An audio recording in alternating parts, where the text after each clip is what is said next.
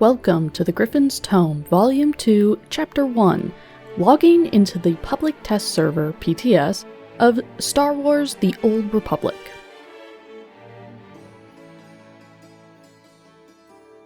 Today we'll cover how to download the PTS, how to transfer multiple toons from the live servers to the PTS, and how to create a toon successfully. This will be a step-by-step process, so don't worry, we've got all the information you need to be successful in the PTS.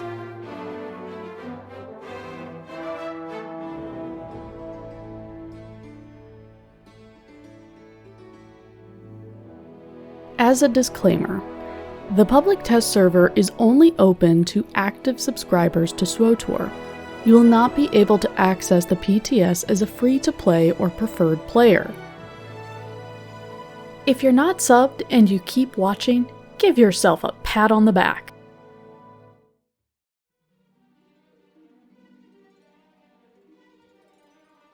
How do you download the public test server? First, you probably need to ignore most older instructions you can find online.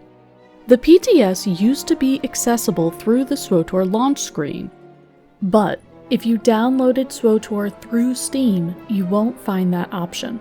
If you're a rare sort who still has SWTOR as an independent launch screen for SWTOR, you should launch SWTOR as you usually would, then select the settings gear and switch to the public test server launcher.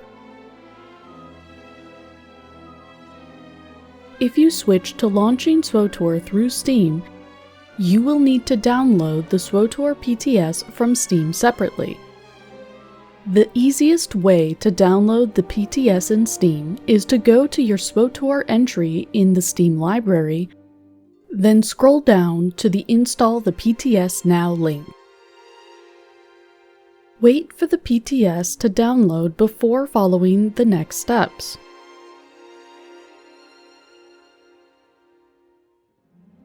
If you have an independent launcher, not through Steam, go to your live server folder, for example, C Program Files 86, Steam, Steam Apps, Common, SWTOR, to get the file for your UI and key bindings. You can copy that file, then go into the PTS folder on your computer and paste the file in the corresponding folders. If you're like me and don't have the corresponding folders in the PTS files, then just create a quick UI and update your key bindings, save both, and use them for your many PTS toons. When you're finally done downloading and setting up the files you need, you're ready to log in. But wait, don't you need a toon to log in with?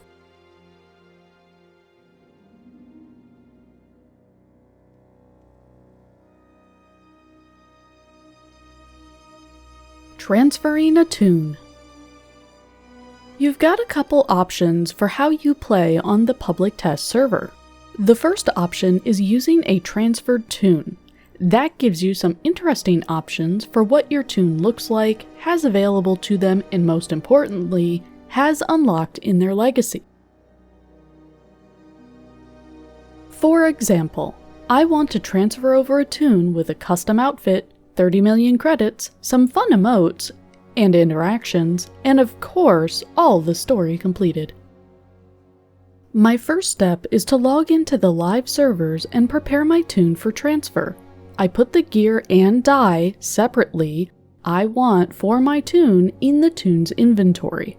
I also include the emote and interactions I want in my inventory. I pull 30 million credits from my legacy bay, make sure I have the right mounts and pets unlocked on that toon, and I'm all set.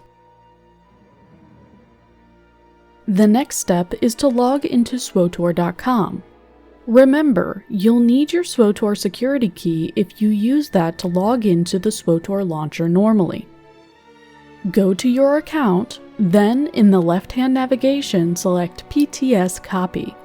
Select the server you want to copy a toon from, then select the toon, then click Copy Character. The next screen will take a moment to process. If you are logged into the PTS, it will log you out as you have an active copy started. Once the SWTOR website confirms that you can transfer your Toon, click Start Copy and wait 5 to 10 minutes. Some users have found you may need to wait up to an hour for the system to be fully accessible again. If you find that the PTS kicks you out of the server after a Toon transfer, wait at least 5 minutes before trying to log in again. The transfer is still processing. You can repeat this process as many times as you like up to the cap on Toons for subscribed players.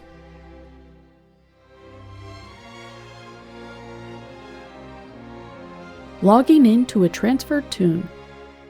When you transfer a Toon, I've found 2 Toons are created in the PTS. One has your Toon name and the other has a gibberish name. I typically start with the named Toon. Select your named Toon and log in. When you log in, you'll notice a lot of things are missing.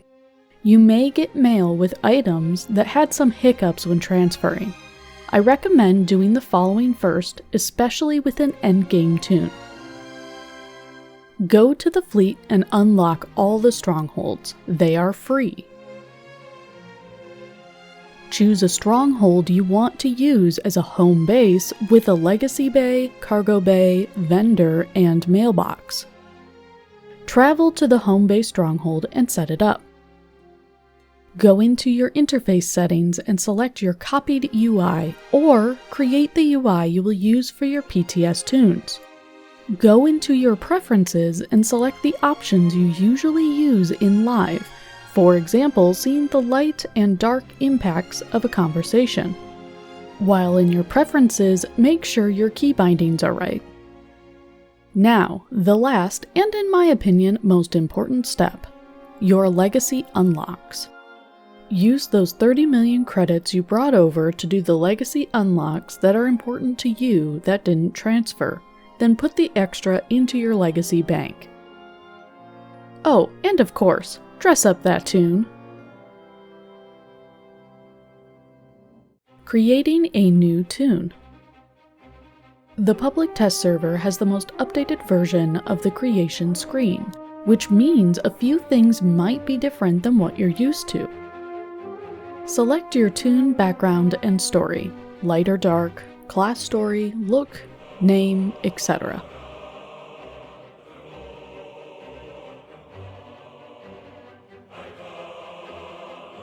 Starting with the 7.0 update slated for February 2022 if you're watching this in the future, you can select your Toon style as well as the class story. Once your Toon is all set, you're ready to start the story, but before you really get going, as the starting cutscene begins, hit that escape button.